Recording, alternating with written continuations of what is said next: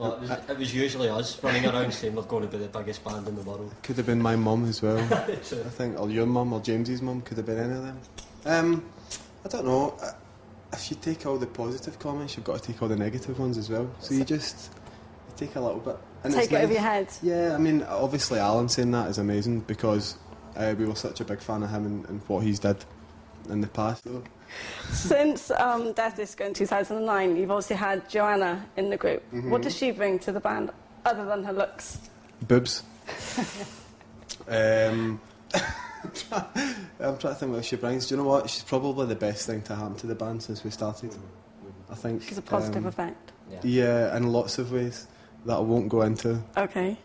But she's I think she brings the best out in us. Yeah, it's good to hear. Especially personality-wise, it's a very hard thing for her to come from. She grew up in a little town in Sweden, and she could have been overawed by all this, but she just took it in her stride, and she's amazing. It took her 1 week to start slagging James. She's also a full-blown alcoholic now, which helps. That's really a criteria if you want to join Glasvegas. Yeah. It's quite hard with the second album because people right away think it's difficult. Mm-hmm. No matter, you could go in and do it in an hour and make the best album in the world, people would say it was a difficult second album. There was sometimes it was very hard, but overall, I think the first album was just as difficult as that. Mm-hmm. And I think we came through it with really a solid piece of work that we're all proud of, and that's all we can expect. If people want to criticise it or people want to say how hard it was, then that's up to them. But for us, we know we've done the best we could to make this album. And the album was produced by Flood. What was it like working with such a prestigious producer? Was it fun? Well, he's called many things. I've heard him being called a veteran producer. I've heard Heritage. Yeah. There's lots of names. Do you know what, the guy, he brought a lot of things to the record. It wasn't just music. I think he brought confidence for the band. He brought knowledge. He's like a little Buddha. You know, and you believe him when he tells you stuff because he's been there with the biggest bands and he's done it all. As the tours went on, people have got more receptive. I don't think people knew the album was out because the record company put one poster up, so people didn't really know it was coming out.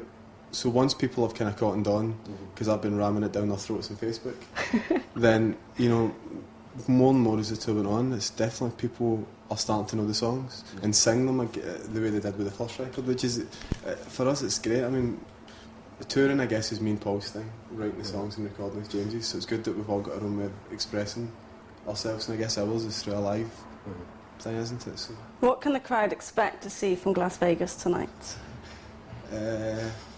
James is nuts. James is nuts. James started wearing braces and they really accentuate his crotch.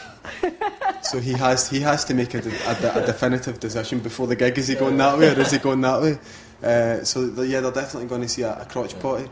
Our lights, we bought really expensive lights and they don't fit in any of the venues except this show. They've been in a truck for almost 8 months. Before a gig, do you get nervous, excited, G'd up? What? Probably more excited. Yeah. I think before I would have called it nervous, but I think it's more excitement. You know, so I have to drink a bottle of wine to calm myself down. I mean, I remember being nervous the first gig back we did, which was nice. Yeah. To be nervous, but then after that it was fine. It's been said that the Glasvegas aunties at 70 are more rock and roll than Chris Martin could ever dream to be. Yeah, it's not just like Chris Martin, she's more rock and roll than, almost as rock and roll as Johnny Thunders. She is just crazy. She ended up in the newspaper because she just fought her way to the front of a crowd one day. In the mosh pit. Yeah, they didn't know who she was, they didn't know she was my aunt, but they just were taking lots of photos and she's been in countless magazines. Well, the thing is, people always say to us, oh, why are you so mad, why are you this, why are you like that? Our mums are the worst ones out of all of us. Me and James brought our mums over to LA when we were doing the demos. They were up later than us every night, they drank more than us. My mum lost her shoes on a night out and I had to take her and buy her a new pair of shoes.